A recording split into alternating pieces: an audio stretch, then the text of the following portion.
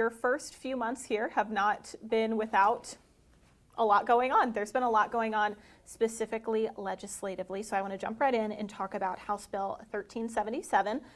Representative Dan Helmer proposed that. It passed the House yesterday. Talk to me a little bit about that bill and how we got it to where it passed, because I know there have been a lot of changes and amendments. Yeah. Well, first of all, the bill was, as initially reported out of committee, had a language in it to, to stand up a task force that would look at whether VMI has followed the recommendations of the Barnes and Thornburg investigation and link conclusions to that to future state funding. Mm-hmm. So when you look at it in that vein, I mean, the most significantly dangerous piece of language is, taking away state funding. We can't survive without state funding. That's a third of our budget. I don't know any organization that can take a 30% hit on the budget and it can be operations normal. It doesn't really happen that way. So the first goal was to try to get that language out of the bill. We were successful. We had help in that with a variety of folks. But, the patron, Delegate Helmer, took that language out, and I told him if he took that language out, I would support the bill. I don't fear a task force, even though there's risk there if that comes here with preconceived ideas and it's stacked. And I've had a lot of people commenting to me about, well, that's what's going to happen, as if they know that to be true. What I will tell them is now the work is to work to make sure with the legislative process that task force is as fair and balanced and equitable to VMI's equities as it is to anyone else's. And if that's the case and they come here, I don't fear a fair and balanced investigation of what we're doing. We have made tremendous progress. My predecessor completed 34 out of 42 recommendations of the Barnes and Thornburg investigation, and the rest of them are ongoing as we speak. So I don't have anything to hide. And so I'm trying to build, at the same time I'm trying to get something that's very dangerous and an existential threat to VMI out of a bill. I'm also trying to build goodwill that I can be a partner in this and not just push back on every idea that they have. The General Assembly of Virginia has a constitutionally mandated oversight role of all state institutions of higher learning, VMI among them. And so what they're doing, you may not agree with it, they're completely within their legislative prerogatives to do so. I respect the process. I'm a fan of democracy, even when it's messy and difficult. And so I believe that, you get more bees with honey than vinegar. And so I'm trying to be, where I can, supportive, and where I have to hold a line, I'm holding a line. 1374, the bill that would put us under Virginia State, is a bad idea, and we've said so publicly, and we have not pulled off we haven't put support behind that bill, nor will we. Mm-hmm. But sometimes in life you gotta, there's battles you don't fight, and you pull back to more defensible terrain, and that's what I'm trying to do here. The patron of the 1374 bill, Delegate Fagans, is going to be on post tomorrow, and we're going to roll out the red carpet and show him everything he wants to see. And hopefully, when he comes back, that experience will say, you know what, we don't need this, and maybe the bill goes away. And so we also had 3 great meetings with the governor, mm-hmm. and expressed our concerns about all these legislations to her. She's been very supportive of everything we've asked for from her. And so I think I trust her, even though some people have, my barrage of emails says, I shouldn't. That's not the case. I think she's a straight shooter, and I'm a straight shooter. And she's got a lot of, former CIA officer, and I'm a Marine. We see the world in a lot alike. So I think we're building off of those things in relationship in the future. So I think that's where we stand right now. I mean, we're better off today with the language out of 1377. It's moving to the Senate where there is no companion bill. Mm-hmm. I've had good meetings with Senator Louise Lucas, Senator Mamie Locke, Senator Scott Surville, and I have expressed my concerns about all these legislative activities to them, and those meetings went very well. So we'll see what the process has in store. I respect the process. And I think you hit on something really important. You have been getting a lot of emails. I've been seeing, a barrage of comments on Facebook as well, but people don't see what's going on behind the scenes. They see, okay, here's a bill that is a potential threat to an institution that I am, in support of, and they panic. They get very stressed and upset, understandably, that something could happen to VMI, but they aren't seeing those conversations you're having. Look, the pace of this process in the state level has been surprising. I have experience at the federal level where the pace is much slower. This is, you got to make hay while the sun shines here, or you get left in the dust. And so that's, a new thing for me, and we're adjusting. And I just think what VMI needs to do is better communicate what we've already done and what's been accomplished. And I've always asked in these engagements, what do you need me to do to move off of the X, the beaten zone? I want to get the institution out of this, sword of Damocles over our head every time something happens that somebody doesn't like, and these concerns pop up, and then we're dealing with them. I want to move beyond that. Because the things that we do best, educating young men and women of high character in a very rigorous academic program, are what we're known for, and we produce the best leaders in the country. Okay, we're the second largest, we're the largest commissioning source of military officers other than the service academies, and our officers stay longer than any other senior military college or any service academy. So you get a better bang for your buck with a VMI graduate in whatever armed force service they choose to serve in, or the Coast Guard, than you do anywhere else. So I know that if they look at open the hood, they're going to see a lot of positive things there. And we just have to move past the negativity, better communicate the changes we made, and get on with with what we do well. Yeah, absolutely. And I want to talk a little bit about what that task force would look at. I know we've spoken a little bit about it, but there's been a lot of talk about the culture here. And that's, a big part of that 2021 report that, this task force would be kind of going off of. How do you feel that the culture here has changed? I know that you haven't been here too long, but I know you also know the history. And well, I will tell you what I found is a much more welcoming culture than I experienced.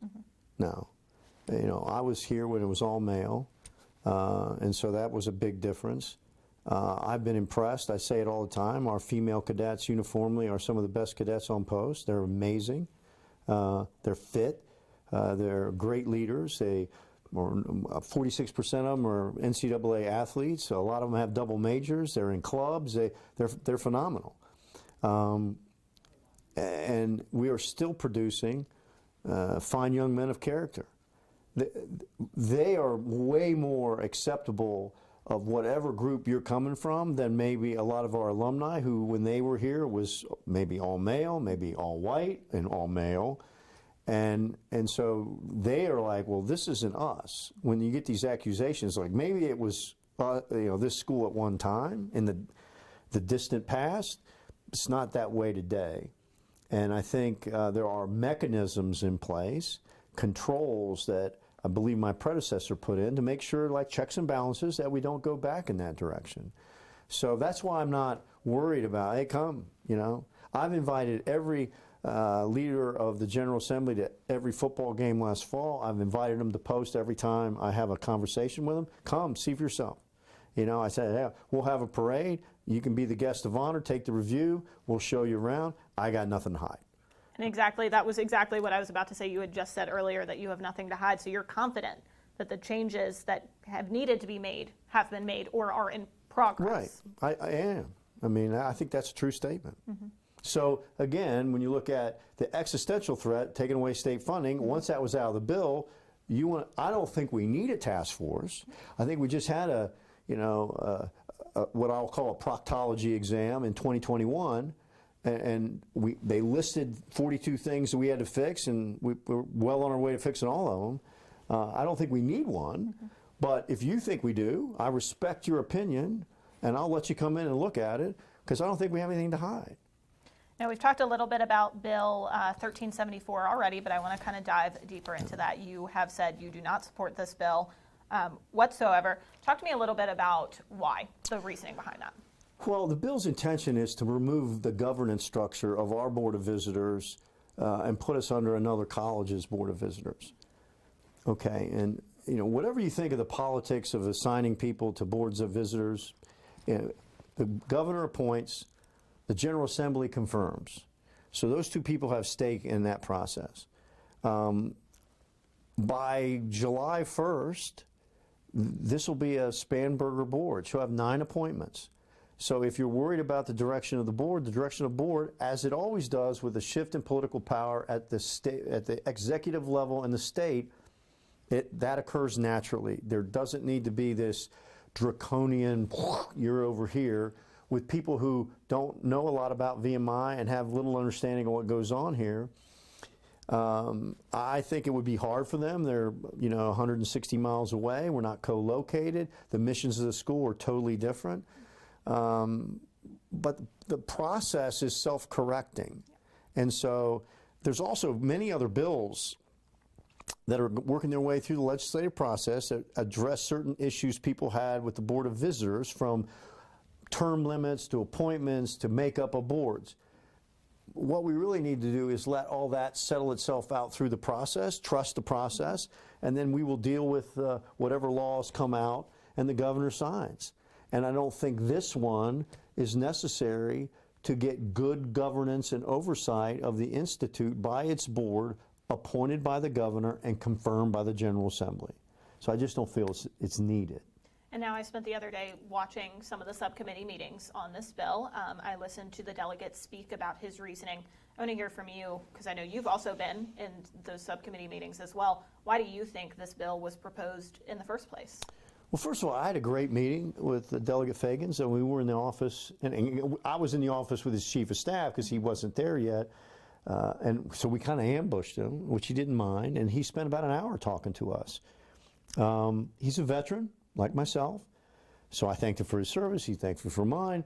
I don't impugn his, I think he is legitimately concerned with certain board decisions that were made in the past, and he views this as a legitimate way to make sure those don't happen again. But I just think it's like too much, too fast, and it's not necessary. But I respect the fact that he has concerns, and he's a member of the General Assembly, and this is part of the legislative process. So I want to work with him this weekend he's coming to Post, and we're going to show him everything. He can see whatever he wants, talk to whoever he wants, and hopefully that'll build some confidence and trust that we're not what people say we are. And, moving forward, that bill won't be necessary. So we'll see what happens. And I feel like there's, in some ways, a little bit of overlap with these two bills in what they want to look at. Because I have heard Delegate Fagans talk about the ousting of General Wins.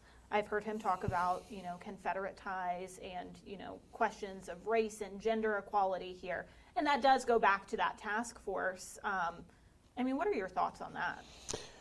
Well, look, we stood up an internal committee on all Confederate memorabilia veneration, and that was a very, diverse and bipartisan commission internally, and we've made a lot of changes to those.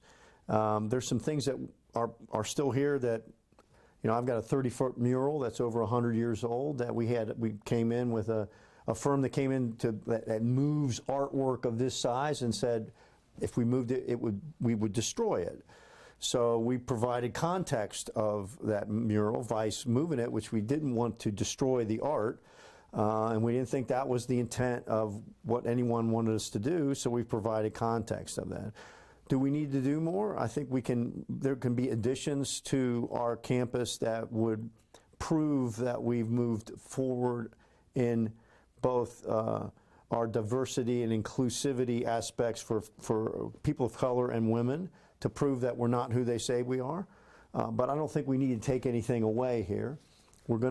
There's a, when Nichols Engineering Building is currently going to be revised, the project starts April, we will completely modify the Virginia Mourning Her Dead and the 10 Newmarket cadets that are buried on post. We will provide context to that. That will be a VMI, all fallen VMI alumni memorial by adding the names of every fallen cadet or alumnus in all our nation's wars. And so it's a memorial to VMI's service to the nation and those that have fallen in that service. And so I think that provides context to the other parts of the memorial. And I think if we do that, I think we meet the intent of what the study and the investigation wanted us to do. And then there's just 3 building names. 2 of them, they served here as superintendent and commandant. They didn't leave post. They put a gray blouse on, vice a blue one. They didn't do anything. They didn't fight. They're not Longstreet and Lee and Jackson. They were administrators. And pretty much the other one was the same, but he was in the Confederate Navy in Richmond. Mm-hmm. So if we want to discuss how we might add names to those buildings to kind of water down their effect, I'm open to that. But I don't think anything needs to be removed, because I think we removed the one statue that was the most objectionable, mm-hmm. and put it in a museum where maybe it rightfully belongs. I think we're good now. I think if you talk to the cadets in here in the barracks, I could let you talk to anybody. The people that are running away from me because I would make them go to the barbershop or get their uniform pressed. Even those cadets are fantastic young men and women, and you could talk to them and they would tell you that this is a very welcoming place. That they don't see all these issues. And that generation that's coming up, every generation, they get more accepting of all the differences in our society, much more so than our grandparents or our grandparents' parents were. And so, again, it's a slower, but again, self-correcting process. I'm proud of them. They don't see it. We've got leadership that's as diverse as any college in this country, and quite frankly, they have more responsibility than any college in this country. Our first-class president, elected by his brother Rats after breakout. His father was a retired Marine gunnery sergeant, immigrant from Ghana. And our first captain, from Louisiana, going to commission the Marine Corps. They're African Americans, but they got those jobs on merit, mm-hmm. and merit alone. And so they are great spokesmen for this institute, and I think they've done a good job in the interviews that I've seen. I don't tell them what to say, and I don't tell them who to say it to, because I'm not getting into First Amendment issues. I got enough problems. So, but they are great young men, and I value their opinion. I talk to them twice a month. I have them in here, and we have meetings with the leadership, so I can stay connected to it. I did that from the first week I was here, and I love and enjoy those meetings. That's the best part of my job, is when I interact with cadets. But all parts of the job, interacting with alumnus, going to Richmond, are vital. I don't mind doing them, because this institute means so much to me and those that care about it, that I am mindful that they've entrusted me with protecting it, and it's the job I take the most seriously. Now, this is, I believe, probably the last thing I have for you. This has caught the attention of many people, but specifically it has caught the attention of the Pentagon. Sean Parnell at the Pentagon posted a post on X, basically saying that, VMI has the full weight of the Department of War behind them. Do you think that is necessary? Well, I appreciate what he said, that we're critical to national security. I believe we are. I mean, we are a commissioning source. Because we're the only college that makes you go 8 semesters of ROTC, if they have to turn up the commissioning numbers for a national emergency, we can produce. Mm-hmm. We did it in World War II. We've done it in every other national emergency. They realize that, and I think our role in that is critical. I think that's what they were saying, so I respect the fact that they see the world that way. But I didn't tell them to say anything. I'm glad they spoke up, but I'm not sure what they really can do, and I think it's more emotional support than anything else at this matter. And I'm not trying to dissuade that, but I'm trying to I'm trying to deal with the people I am obligated to deal with in Richmond, who have oversight responsibilities at this institute. I'm trying to develop partnerships with them to lead the institute to where we all think it needs to be, and then focus on the mission and not a lot of peripheral issues, which is what we're doing right now. Gotcha. Now, is there anything else you want to add about where the institute goes from here? I think we're going to focus on what we do best, which is educating and training young men and women of character.